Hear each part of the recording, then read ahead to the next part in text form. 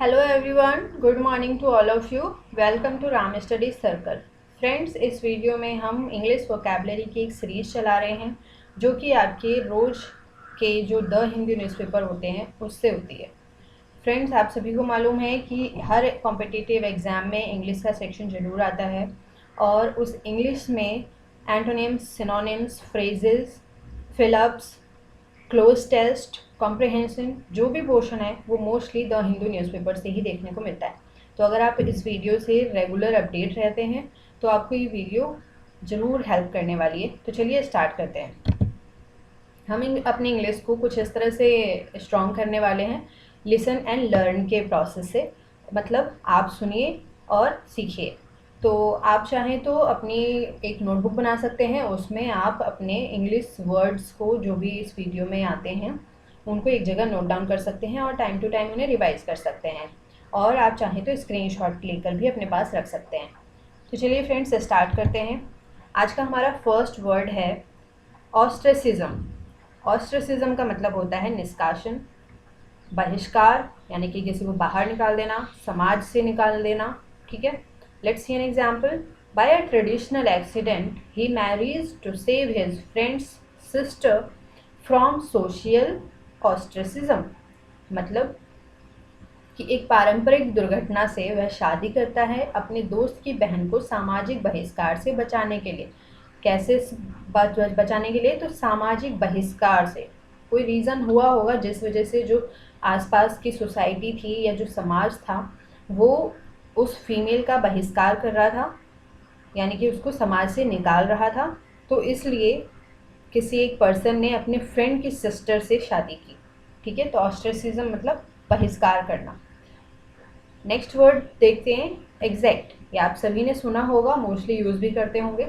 एकदम सही इसका मतलब होता है, सच्चा भी मतलब होता है, निर्दोष, पक्का, छीन लेना। तो आप देख रहे हैं एक ही वर्ड के कई मीनिंग हो सकते हैं। इसके एग्जाम्पल से समझते हैं। Account which is prepared not as exact. जो खाता स्थूल रूप से तैयार किया गया है वो पक्का नहीं है। कैसा नहीं है? पक्का नहीं है, यानी कि एग्जैक्ट नहीं है। Okay, our next word is atrocity. Atrocity का मतलब होता है अति दुष्ट व्यवहार, अत्याचार, क्रूरता, यानी कि बहुत बुरा व्यवहार करना किसी के साथ। ठीक है, तो एग्जाम्पल से समझते हैं। There was a biggest terrorist atrocity in the city of Mumbai. Mumbai शहर में सबसे बड़ा आतंकवादी अत्याचार हुआ था। तो कैसा अत्याचार हुआ था? एट्रोसिटी, यानी कि दुष्ट व्यवहार हुआ था, बहुत क्रूरता भरा अत्याचार हुआ था, है ना। नेक्स्ट देखते हैं। नेक्स्ट वर्ड है क्लैमर। क्लैमर का मतलब होता है चिल्लाना, कोई चीज़ चिल्लाकर मांगना या किसी चीज़ का चिल्ला चिल्लाकर विरोध करना। ठीक है, a little after midnight there was a great clamour at the end of the corridor.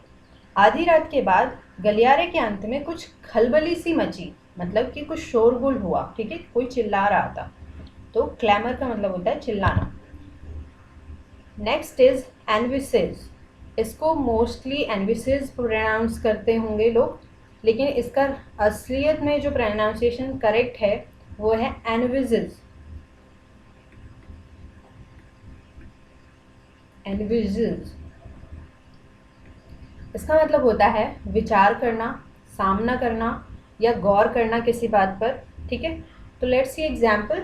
JP thought that he would stay in the village and do constructive work through this institution and envisages a portrait of the structure of the new society। तो इसका मतलब क्या हुआ? JP ने सोचा था कि वह गांव में ही रहेंगे और इस संस्था के माध्यम से रचनात्मक कार्य करेंगे और नए समाज की संरचना का चित्रण करेंगे। क्या करेंगे? चित्रण, यानी कि उस पर गौर से फरमाएंगे कि किस तरीके से एक न्यू सोसाइटी क्रिएट की जा सकती है। तो envisages a portrait of the structure of new society. ठीक है, तो एनविजेज का मतलब होता है किसी बात पर या किसी चीज़ को लेकर सोच समझ करना, विचार करना, उस पर गौर करना। नेक्स्ट देखते हैं। Next word is nullify. Nullify का मतलब होता है असामान्य घोषित करना या किसी चीज़ को रद्द कर देना या उठा देना। ठीक है, तो एग्जाम्पल से समझते हैं। Certain people have powers even to nullify the fatal effects of snake poison. जो कई लोग होते हैं मंत्रों के द्वारा सांप का विष उतारने की शक्ति भी पाई जाती है उनमें, ठीक है। मतलब क्या है कि बहुत से लोग मंत्रों से जो स्नेक का पॉइजन होता है उसको नलीफाई कर देते हैं, यानी कि उसको रद्द कर देते हैं। Next is प्रिक्ल्यूड। प्रिक्ल्यूड का मतलब होता है रोकना, बाधा डालना, असंभव बनाना, ठीक है, यानी कि किसी चीज को रोक देना। तो एग्जाम्पल देखते हैं, the rich experimental materials supporting the wave theory preclude that possibility altogether. तो जो तरंग सिद्धांत की सबपुष्टि में विपुल प्रायोगिक तथ्यों के कारण उस संभावना के लिए कोई स्थान नहीं रह जाता है। मतलब कि ये जो एक्सपेरिमेंटल मटेरियल्स था, जो भी एक्सपेरिमेंट था, वो सपोर्ट करता है वेव थ्योरी को, और अब इससे कोई भी संभावना नहीं बच जाती है, यानी कि संभावना पर क्या हो गया, रोक लग गई है, ठीक है। प्रिक्लूड यानी कि बाधा डाल दी गई है। Next word is adversity. Adversity का मतलब होता है आपदा, कठिनाई या गरीबी या दुर्भाग्य, विपत्ति। विपत्ति का भी मतलब होता है कठिनाई, ये दोनों सेम है, ठीक है। तो every soul will taste death, we burden you with adversity and prosperity और टेस्ट। तो हर जीव को मौत का मजा चखना है और हम अच्छी और बुरी परिस्थितियों में डालकर तुम सबकी परीक्षा करते हैं।